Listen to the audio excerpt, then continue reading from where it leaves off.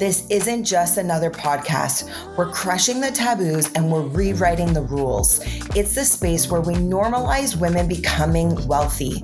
If you're done playing small and ready to become the CEO of your life and the architect of your future, then my girl, you're in the right room.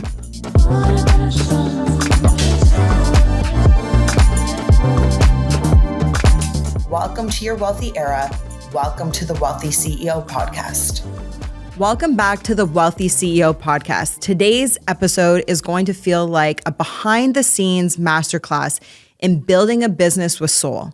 I'm sitting down with Tanya Kololian and Zoë Paliare, two powerhouse women who left high performing careers to create something truly transformative, Trove. In under a year, they've built one of Toronto's most influential and elevated wellness brands. And today we're going deep on the mindset, the strategy, and the sisterhood behind it all. Okay, today, this is a really special episode for me to be having you guys on. We are in the relaunch phase of the podcast. And the new name right now is the Wealthy CEO. And I'm so grateful and I'm so excited to welcome both Tanya and Zoë to the podcast. Thank you. Congratulations. Thank you. And thank you so much for having us. Yeah. It's so good to have you guys here. You guys are the first ones in studio. And there's so much stuff I want to unpack with both of you today. But before we dive into the business and the badass co-founders that both you ladies are, I want to honor your journey and a little bit about where you guys both started, because you both didn't just start in the wellness industry. You came from different corporate backgrounds and you found yourself in wellness. So Tanya, do you want to start with just like a little bit of your journey? Sure, I would be happy to. Yeah, definitely a windy career path for sure. My first career was in teaching and education, and then I pivoted into the nonprofit world where I was working for an organization and became one of the lead fundraisers. And it was my introduction into sales. And I loved it. Yeah. And then I sold my soul to the devil and I moved into the commercial real estate space. It's not that bad. I mean, it's worse than residential real estate. I'll give you that. Like, come on, it's not that bad. I went from raising funds for childhood cancer research to, selling office space. There was a big pivot. That's true. Okay. And in that time frame, I mean, it was a long time frame that sort of weaved itself through all of those career paths. But I went on my own wellness journey. Mm-hmm. And where I am today is very much inspired by my personal journey and that thread that weaved through all of those moments. I lost 130 pounds, overcame panic disorder and depression. Mm-hmm. And, while those are like big milestones and achievements, I think the thing that like really stands out to me is the journey. Yeah. And it's so cliche, but it's so true. And, the parts of myself that I had the privilege of meeting through both of those journeys and my exposure to different wellness modalities in the process and my ability to, I put it in quotes, but like to have success in both areas was really a result of so much privilege and access to so much support. And it made me really passionate about sharing those resources and sharing the opportunity for other people to find mental and physical health within themselves. And so while I was working in commercial real estate, which was my last career before the pivot to where we are now, I was actually working with Zoë, who at the time was my coach. Oh, cool. And the question that just kept coming up for me in our work together was, I know that I want to be in the wellness space, and I know that I'm meant to be in the wellness space and my life's purpose is in the wellness space. And I didn't face these dark chapters just for my own learning. Sure. But I don't know what it looks like. And so I stayed in that for a long time. And then one day had the whole vision for Trove. I was out on a run and it was an experience unlike anything I've ever had before. And it was just such a deep knowing that this was the next step. I love that. And I'm going to pause. We're going to leave everyone in suspense what this next step was. Zoë, tell us a little bit about your journey and hold your thought, because we're going to come back to that run and where you guys are today. Well, the best is all full circle to it at the end of mine. So, Yes, okay. so I started out in law. I was a litigator, and I came to realize that it just wasn't my calling. I'd started to get into wellness as I was kind of tying up my time in law to support myself. I had found kind of like a flow restorer that I found really supportive. And so it would be the thing that would like help me transition from, I'm going to say week into weekend in quotations, because weekends don't really exist in law. But, They don't in real estate either. yeah, exactly. It was kind of just like like mentally, I feel like at least now I can work on my own time in my own home. And coming out of that, I became a coach and really started to explore ways to support myself in kind of coming back from that really intense corporate grind. Sure. And also began what has been a 8-year-long fertility journey. And so was exploring different ways to support myself also through that journey. And over the course of this time, started talking to my husband about this idea that I had for a wellness space that felt like the thing that I needed that I couldn't find anywhere. Interesting. Yeah. So had been kind of having this conversation as I navigated the next chapters of my career, which always involved coaching in some way, but included like leading a practice for a venture fund and leading coaching and learning and development and performance management for a law firm, and then eventually leading to the moment that Tanya shared her vision with me. So you had your vision and you were already like in coaching with Tanya, like you were already a client of Zoe's, but you hadn't shared this exchange yet, which is kind of cool, Yeah. right? Like it's like manifested in both of you Big time. kind of at the same time. Yeah. Well, so just to give a bit of background, so Zoe and I have actually known each other since I was 16. Okay. So there's a sort of a long friendship. I would say like not a close friendship. Like we were often in the same social settings. Our lives kind of, ebbed and flowed and always magnetized to one another, I would say. But not super, super close, which I think was also part of the magic. And so for me, what happened, I had this vision. And then a week later, we were on our coaching call. And I had already started to implement this vision because it just had to exist. And I couldn't stop thinking about it. And like I said, it was just such a deep knowing. Yeah. And so I was sharing with Zoe on that call. I was like, for however many months we've been working together, and I've been saying, I know I need to be in the wellness space, but I don't know what that looks like. And just for context, is this 2019, 2020? When is 2021. this? 2021. Fall of 2021. Okay.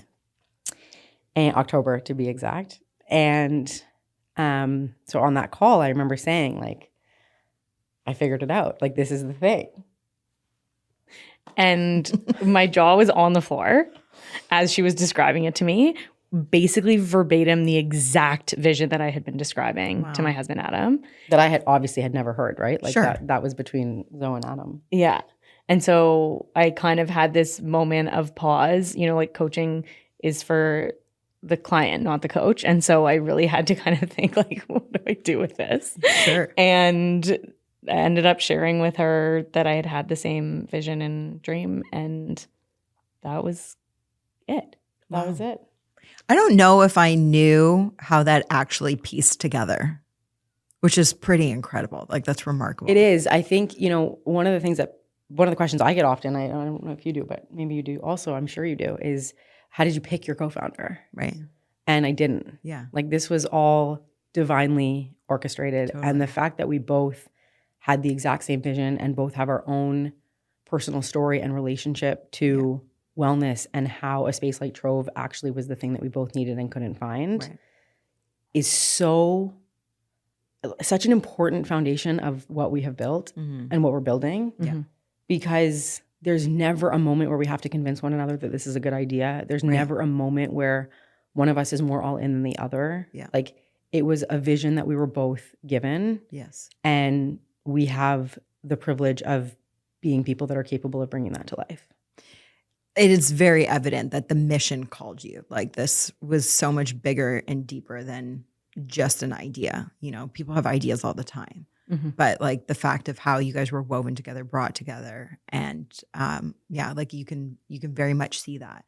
And when I think of your guys' backgrounds, coming from more corporate and business, very heavily male dominated, even, right? A lot of masculine energy, and making this shift and desiring to be in something, but not having that full experience, right? Like you have your own personal experience, which I always say is so powerful, because that's the one thing people can't take away from you. They can't tell you you're wrong. You live that experience and you know that. So you should own that. It's part of your power. But I can hear some people like hearing your story and going, well, I didn't have that vision. And so I just have this imposter syndrome because I didn't have somebody else to validate or affirm that this is what I should be doing.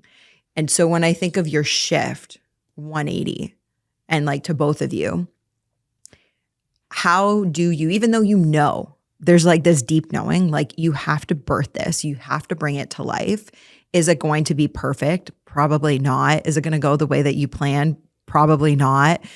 But you learn along the way, but you have this certainty, but there's probably still like imposter syndrome somewhere that comes up every now and then. Did you experience any of that? I would. And you can say no. Yeah, no. Yeah. I was going to say I don't think imposter syndrome was the thing. Yeah. The one thing that I'll say that's like really coming up for me as you're asking this is the thing for me that allowed me to be all in and like no matter what this was happening was ignorance and a total lack of experience. Sure. I had no operational experience. I had no idea what I was doing. I had no idea what it was going to take. And I was so delusionally committed as soon as I had the vision. Like I was quitting my job. Right. We didn't have anything. Right. Because I just couldn't not do this. Right. So there wasn't really a lot of space or room for the imposter. Well, because your conviction outweighed it. It really did. And my delusion and my ignorance. Yeah. Like knowing what I now know. Right. I ask myself this a lot, like would I have done it? Yeah. And the answer is absolutely, but I can't really see a world in which I would have made that decision so quickly. Sure. Yeah. And I mean, the immediate yes with Zoe would have just been an immediate yes, but I think the kinds of conversations we would have been having early on would have been completely different. And for you, Zoe? There's definitely a lot of the same. I never had imposter syndrome in the knowing that we could do it. Like I always was really clear that we could do it, which and that's coming from someone who had operational experience, just for the record. And a franchise, right? Like you've also done that. Like, right. Yeah. I didn't include that in my, there have been many twists and turns in my career, but yes, I also am a franchise owner and used to own one, sold one, now still have one franchise of a laser and wax bar. And so, I did have operational experience and I had opened a physical business. And still there's so much complexity to what we're doing. And also it's different when you get a playbook from someone than when you actually have to create the playbook. And there's definitely a lot of delusion in there of like no hesitation in no lack of confidence that we were fully capable of doing it. I think for me, there's been a journey of embodying the reality that we did it. Right. Yeah. So it's interesting that you use the word delusional and ignorance. And I think ignorance in this is more like you don't know what you don't know. And ignorance is bliss, right? Absolutely. So you can like jump in and you're like face the uncertainty, knowing like there's so many things you don't know. You're aware of that and you're going to learn it. but you both are two people that live in the realm of intention. Like Trove didn't just happen, right? Like there's visions, but then there was a lot of behind the scenes of reworking. And, you know, fun fact and sidebar, but Tanya and I used to live together in Nosara. And during that time, you know, her on her laptop, coming up with dealing with the copywriters and like what the mission's going to be and the brand name and like finding a place and like not good enough and a lot of things behind the scenes. So like I know firsthand that you guys built this still with intention as much as it can feel delusional. And so walk us through some of that, because I think when you have an idea to bring it to where it is now, like, oh, I'm going to actually go back to what you were saying. Like, if you knew what you knew now, like, would you have done certain things differently? And thinking from like a business owner to business owner listening right now, because you guys are on this mission to build not just Toronto's, you know, newest wellness landmark. I know you have vision to go beyond borders. Yeah. What would you say to business owners that are looking to birth something like this? Or not even wellness, but just in general. I'm actually really proud of how we've built this. And I think one of the things that, you know, I hear it in Zoe saying, like, taking the time to embody what we've actually built, because every once in a while we have these moments where we're like, we did it. Like, we did it, you know? Because it's so easy to get caught up in the day-to-day of what the business requires. I mean, we're brand new and we're growing. Sure. So it's easy to forget to celebrate where we are already. Yeah. But we have had moments of intentionally looking back. And the place that we started, our very first meeting actually in October when we came together to start building this, was from the place of asking ourselves, what company values do we want this company to have? And fast forward, you know, 3 years from that moment, not quite, but plus 4 years plus. Our values are almost identical to what we came up with in that first meeting. And the way that we built this, and I appreciate the reflection that there was so much intention, because they're really, like, we were so intentional about it. Everything. Is every single moment we came back to, who are we, what are we doing, and what are our company values? And the thing that will, you know, I mean, I have full body chills. Like, I'll never really, you know, like, be able to put words to the degree of magic, was every single person who touched Trove from that first meeting where we were, you know, deciphering what our values were going to be, to opening, whether it was our construction team, our copywriters, our, for the most part, web developers, our construction team, our design team, I mean, project management team. These were people who were so good at what they did, and they were so kind, and they were so all in on what we were building. And so I would honestly say, and maybe I'm remembering this with rose-colored glasses, so I'm curious what you would say, but from, you know, okay, we're going to do this, to opening our doors, I don't know that we made that many mistakes. In our first 4 months of operating, we made so many mistakes. And it's really cool because, you know, we're in this stage of growth and we're exploring, you know, our next location. And so exciting. So we're in this really exciting time of remembering what, you know, where are the opportunities to make sure that we do it differently this time. Yeah. And so those mistakes are really top of mind and really present. Yeah. And it's, you know, I mean, again, rose-colored glasses, but thank God for these mistakes. Sure. Because they've really helped us, you know, refine who we are, refine our offerings, and really, you know, make sure that we're so committed and so clear to who we are in the market. I love that. And you're the CEO, right?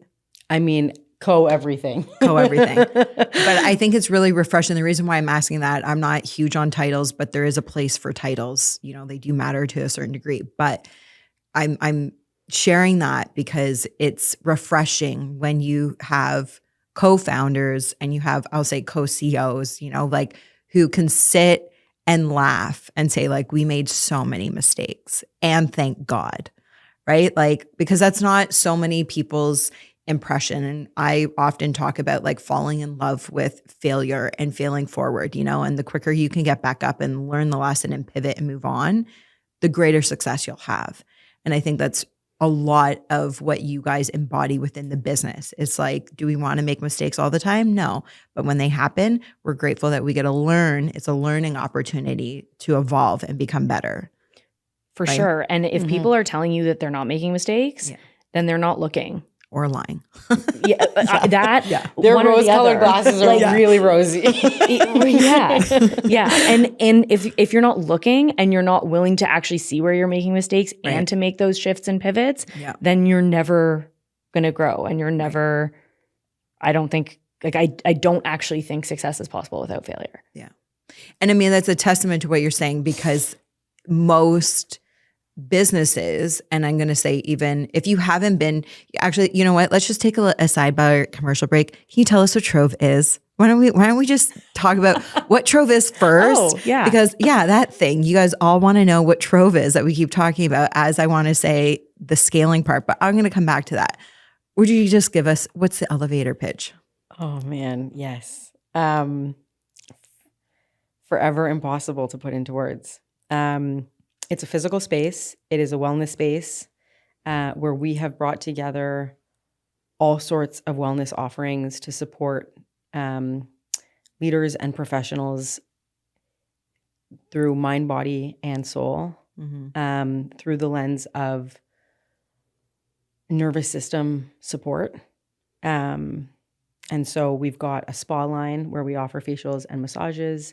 We have a clinic offering where we have things like naturopathy and osteopathy and psychotherapy and hypnotherapy. We have a beautiful IV lounge where we offer IV drips and vitamin boosts. We have an incredibly intimate and beautiful full-service studio where we offer yoga, breathwork, meditation, and sound healing. And we've also got a series of what we refer to as solo journeys, although you can do them with a friend or a partner, and make your way through our infrared sauna and cold plunge private space, our salt cave, our lymphatic compression suits, and our red light therapy bed. And the journal nook. And the beloved journal nook. Yeah. Place for reflection. So it's really like heaven on earth. It really is like heaven on earth. And it's a place for frequent travelers to come and support their immune systems to really come back to center and ground themselves. It's a place for busy moms to come and parents to take care of themselves.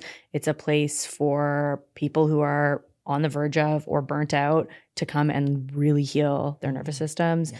It's a place for athletes to come and repair. Yeah. So it's like so many different things to so many different people. And actually it can be something different to the same person one day to the next. Yeah. And even to self. Yeah. Right? Like some days it's retreat, other days it's recalibrate, rejuvenate. I'm doing all of the R's, but that's really what rest, recover, I mean, all of absolutely. It. Yes. For sure. And actually something that I think is so important that has felt really important and intentional to us is a lot of wellness spaces feel really transactional. And we really wanted to design a space where people felt cared for from the moment they first interacted with our team. And so, you know, I had a really powerful healing session at Trove yesterday, and I was like lying in this bed in a room, and the person I was working with, who's actually our coach, said, "Okay, what do you need now after this session?" And I was like, "I need a lemon glow smoothie with greens, please." And like 10 minutes later, it was in the room. You know, It's like to that level. And not because I'm a founder, because that's the experience that anyone gets to have. I love that. Well, if you're in Toronto and you're listening to this and you haven't been to Trove, you definitely need to go. It is the retreat in the city. There's no question about that. And I'm like an ambassador for Trove. I love Trove. I love you ladies. And so thank you for that commercial break, because I was like, we need to break this down. We're going to start talking about Trove, and nobody knows exactly what we're talking about. I needed to pause just for a quick second. If you are loving this conversation and thinking every woman needs to hear this, you are right. So please hit that subscribe button, drop me a review, and help me flood the algorithm with real talk that actually matters. Let's get more women into their wealthy era together. Your support means so much to me. And exciting news, if you're not in Toronto, this is where we took our break from, you guys are already looking at expansion, which is really a testament to what you've built, because that is not normal on this scale. How many square feet are you? 5,000. Yeah, like 5,000 would be considered like a mansion size home, like, right? Like it's a huge space. And to think that you're expanding, probably to expand your footprint a tad, I would think. And maybe in the US, other places in Canada, but you don't just get there without the lessons. So I'd love to hear, like, what has been some of your biggest lessons in birthing and building Trove? Oh, what a great question. Mm-hmm. Well, one that really stands out to me is how important it is to take care of our own well-being in the process of building a wellness business, for two reasons. One that, has become so obvious, which is how out of integrity it is actually to build a wellness business without being in a place of supporting our own wellness. Mm-hmm. Integrity is one of my personal core values and also one of our Trove values.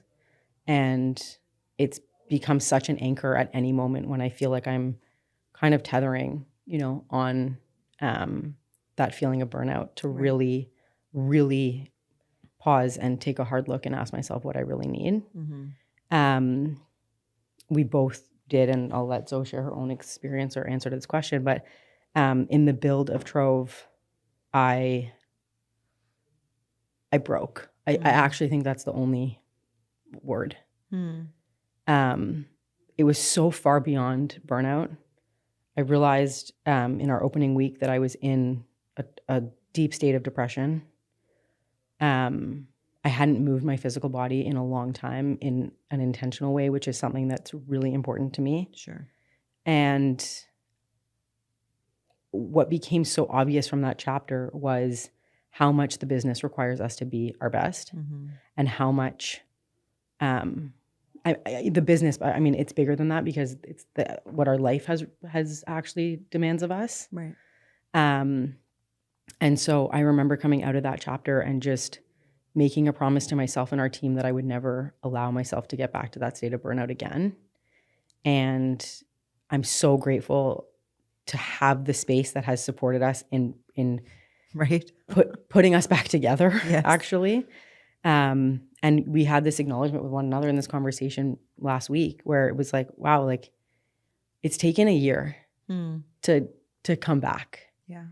And I'm so grateful to Zoe, who's always there reminding me and encouraging me and giving me full permission to take whatever it is that I need in these moments. And sometimes it can be so hard to look at, the to-do list in front of you and to see the demands of a 60-person team, right, and know that, we're in a moment of growth and also kind of survival and expansion and growth. And, yes. And so, how do you take the time away to really, fill this way first? And it's just become so obvious time and time again that it's the most important thing, and it's actually non-negotiable. And even though in that short moment it might feel like you're taking from the business, right, it's actually the most powerful way to give everything it needs back to it. I agree. I mean, most people listening know that I'm in real estate. You coming from real estate know, like, it's very high demanding. And, we have a team of, 13 agents, and most agents are living not knowing when they're going to have their next deal. We're commission based, right? So, and that could be 3 months out that you get paid on a deal, could be 6 months out. And so agents have a tendency to say yes to everything. Yes, yes, yes, yes, yes. And I have always tried to encourage and lead by example as well, but saying like, you are your most important client first. And you've got to set firm boundaries around that. How to structure your days so that you get what you need so that then you can show up and be the best version of yourself for everybody else in the world. And then even if you're not in business, that goes the same thing if you're a parent, if you're a spouse, you're a sibling, like the best versions of us always show up once we've actually been able to minister to us first, nourishing, sleep, fuel, water, hydration, moving our bodies, meditation, our brain, like all of these things, right? And I'm preaching to the choir because you guys have built the sanctuary so that people can come and recalibrate and reconnect with self in order to be able to do all of this and be their best version of themselves. Zoe, I'm sure you have enough pushing the limits, growth edges, and lessons in building Trove. What comes up for you with that? So I will really echo a lot of what T said, and don't need to kind of go into the same lessons I think we learned. I too broke. Sure. And I think what's really been so beautiful is the way that we've kind of been putting ourselves back together with this knowing that that can't happen again. And that the thing that's most important is that we're well and able to fuel the continued growth and support of the business and the team. Yeah. The other thing I think that is really present for me is if you're building something new, there's just so much that you can't know, and you can't know what you don't know. Sure. So really there's a part of it that's like you're kind of doing your best to prep and to think about, okay, what are these roles and what's going to be required of these different people and what are the things that we need in all of it. And then you really have to be willing to look at what you put together before you started as you're growing to say what's working and what's not working and where do we need to shift and where do we need to pivot and, all of that. And if you're not consistently doing that, it makes it really hard to be both responsive to the needs of the team and making sure that they're really set up for success, and also to be responsive to the needs and desires and feedback of your clients and what they are sharing with you. And so it's something that's been a huge part of our journey. Yeah. And a really big, I think, learning was how much things would shift as we went. Mm-hmm. So I want to pull back the curtain a little bit on when you guys were building, because you're two women in business. That's a challenge in of itself. Just being women in business, but never mind being like co-founders and actually building a thing.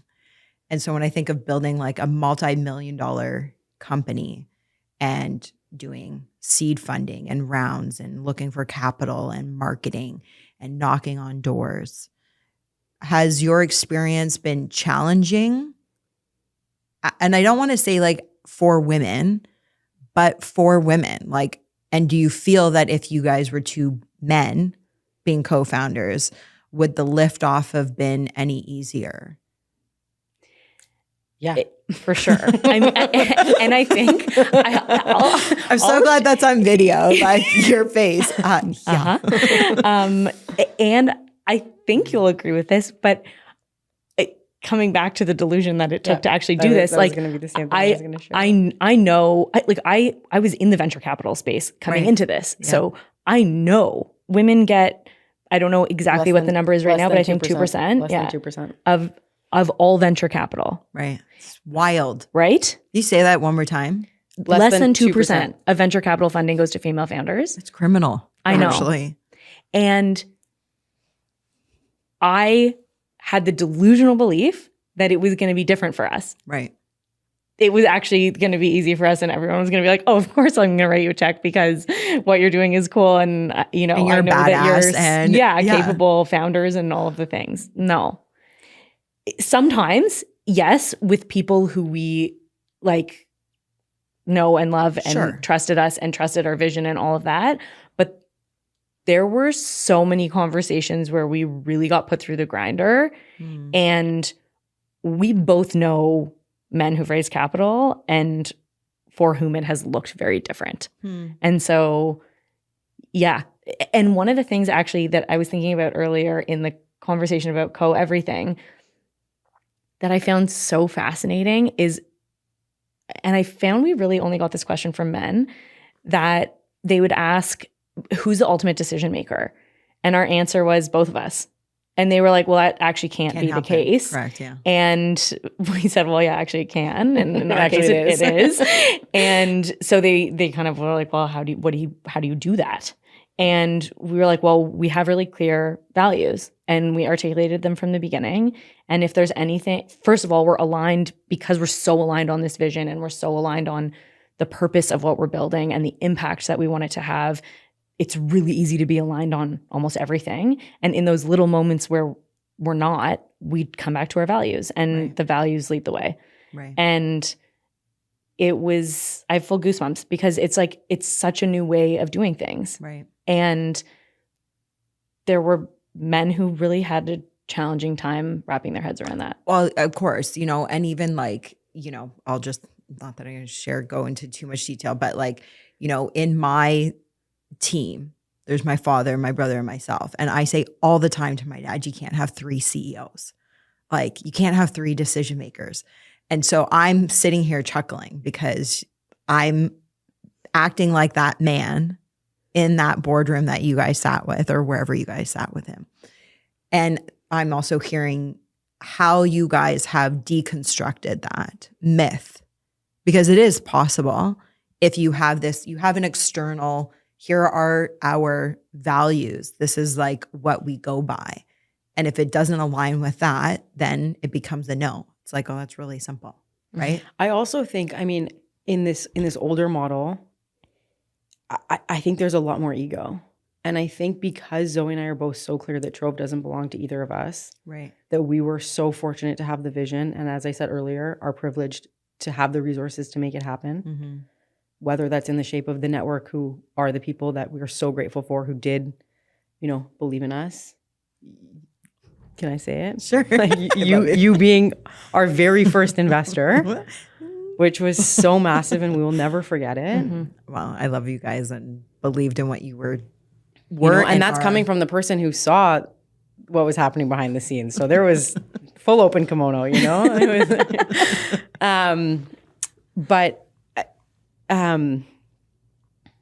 I totally lost my train of thought.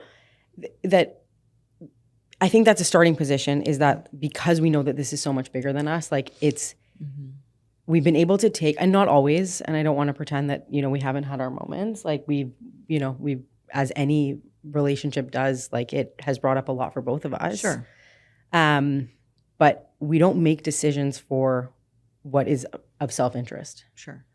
And we also work really hard on our partnership and invest so much time into making sure that it's always clean and clear, and that we are so aligned and that we're continuing to build, in the way that we've always committed to, and to check in, like things change along the way. It's like, are you still committed to growth? Like, do you still want to do this thing? Like we have one, are we good?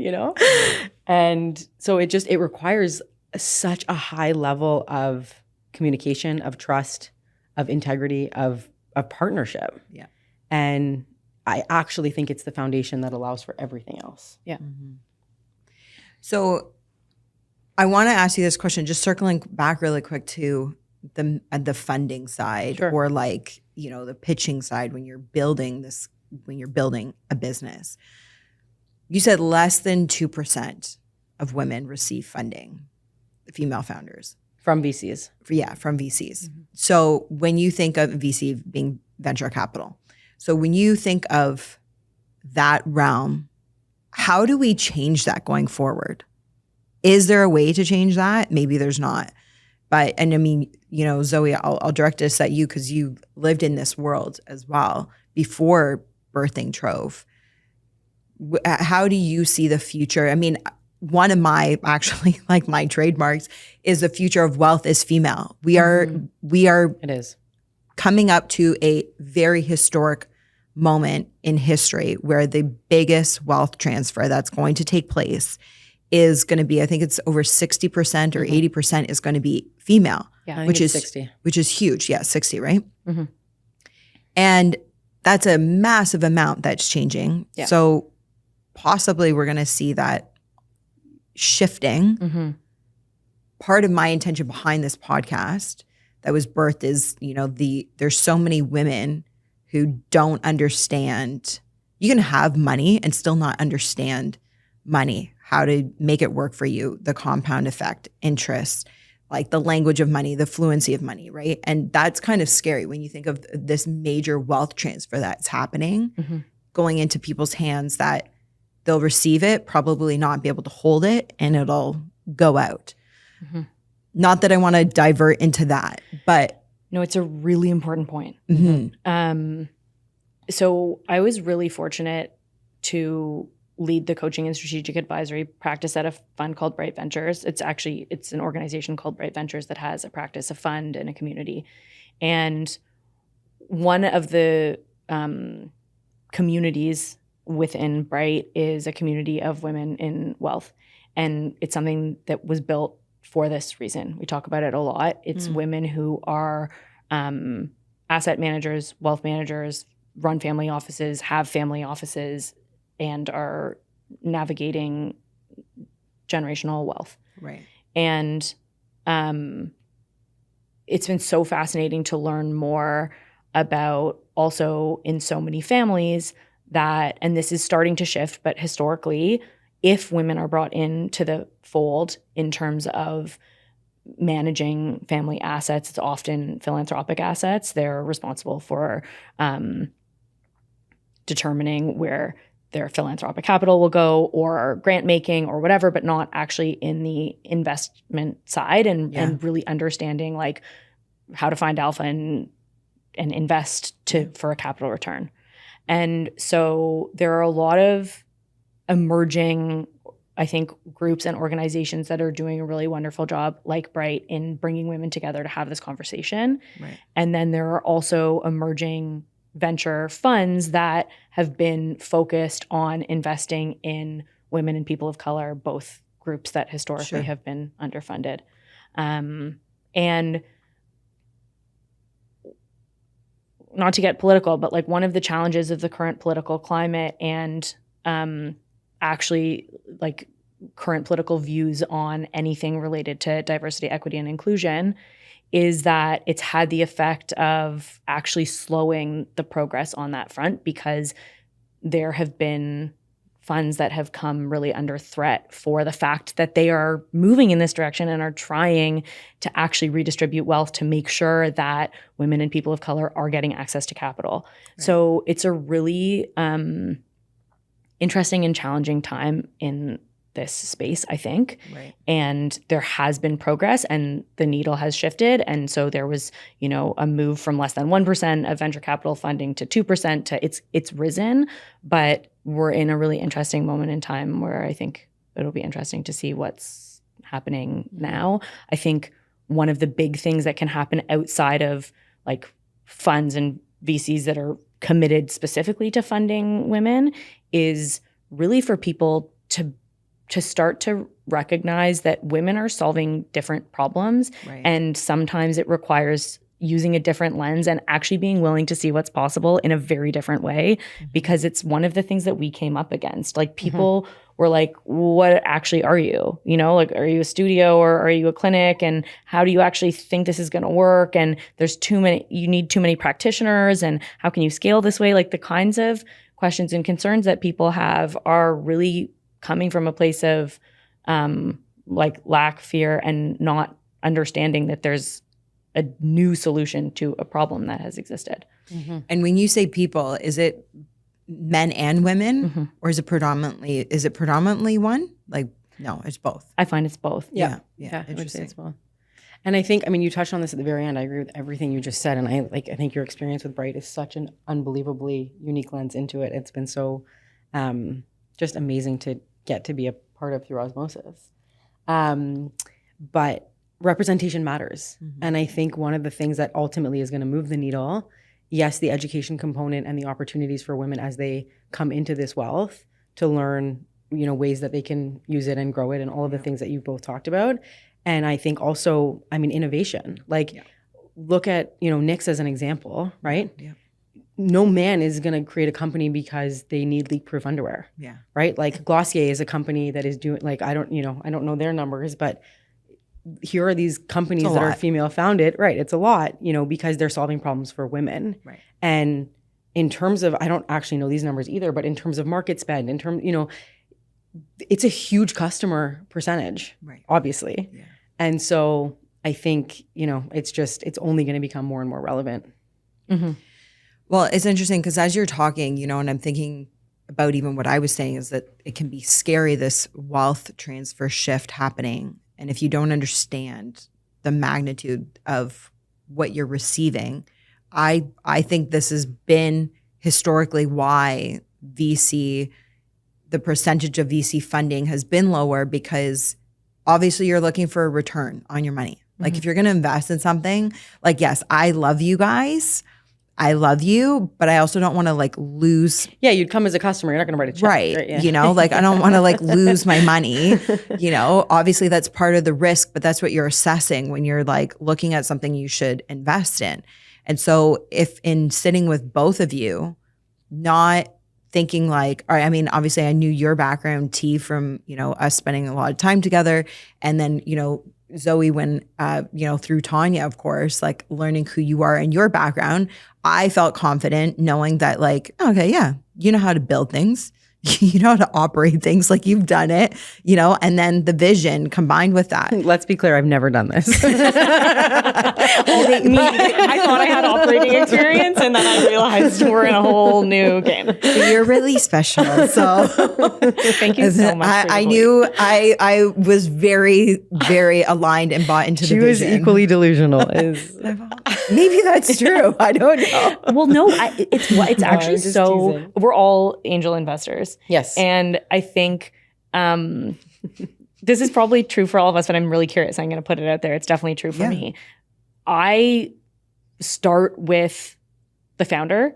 Yes. Do I believe in them? Uh-huh. Do I believe in what they're building? Do I believe in their vision? And do I believe that they have what it takes to see it through? Absolutely. Knowing that it will be hard. You asked earlier, what should people know? It's hard. It's actually not easy. Yeah. I think it's really easy to look at founders in the, highlight reel of social media and be like, oh, that's so cool. This person built this company and this brand. And I want to be a founder too. And great. There's so much that's amazing about it. And I wouldn't change a single thing. And I would choose it 100 times over. Mm-hmm. And also it's not just glamour. There are crazy long hours and things that you have to figure out that you don't want to do. And there's all kinds of stuff that will get thrown your way. And so I feel it is partially you really have to believe in the team that's bringing the thing to life. I very much agree with that. Mm-hmm. To the extent that, as an angel investor, for me, exactly as you said, it starts with the founders and then the product, but there are now opportunities that, it's all Trove, but outside of Trove, there are people that have asked me to look at some opportunities, and I really believe in the product, and I'm not sure about the founder, and I won't make that decision. Yeah. Mm-hmm. I agree. Well, you, Zoe, just alluded to that. Execution is everything. Everything. There are millions upon millions of people sitting on multi-million-dollar ideas that will never come to life, or they will start and they won't be able to see it through. And the, success and the fortunes in the execution, so much of it, So both of those components are very important. So, which I feel we should just have a whole other conversation. We could go Joe Rogan right now and just pivot and have this whole conversation on money, women, wealth building. But as we're kind of coming to a close, I want to circle back just a little bit with you guys, bringing it kind of back to Trove. When you think about women who are wanting to build something, what do you want women to know about doing that inner work? How has that served you? Oh, it's everything. I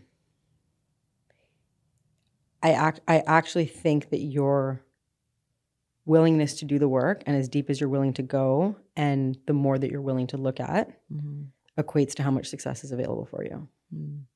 I love that. Mm-hmm. So I have a different question for you. What's one piece of advice you'd give to a woman who's sitting on a bold idea but feels afraid to begin? Baby steps.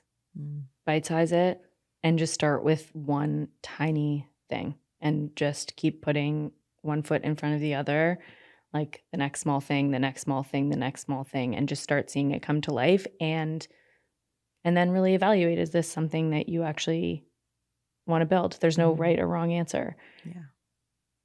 And giving yourself permission that it's okay to change your mind.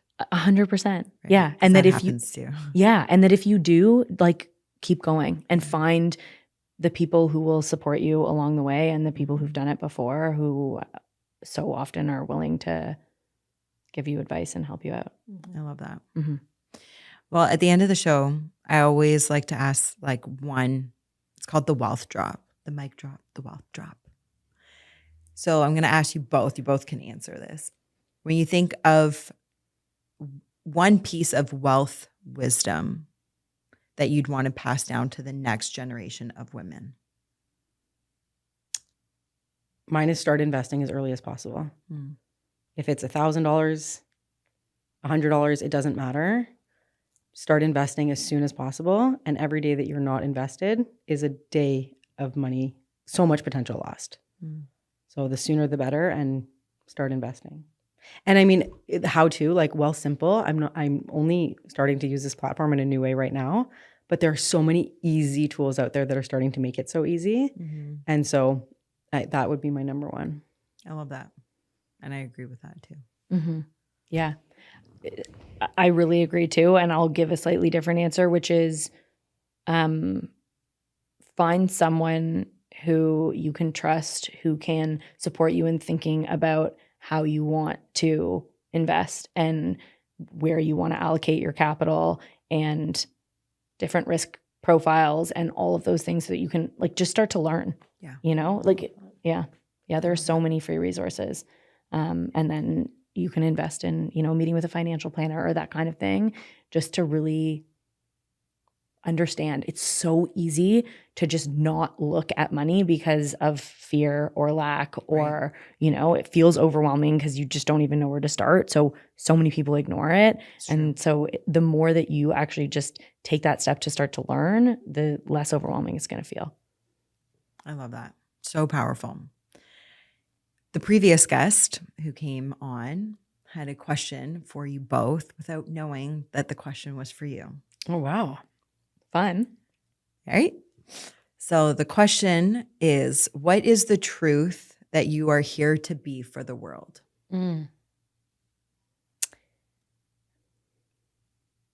Love and light.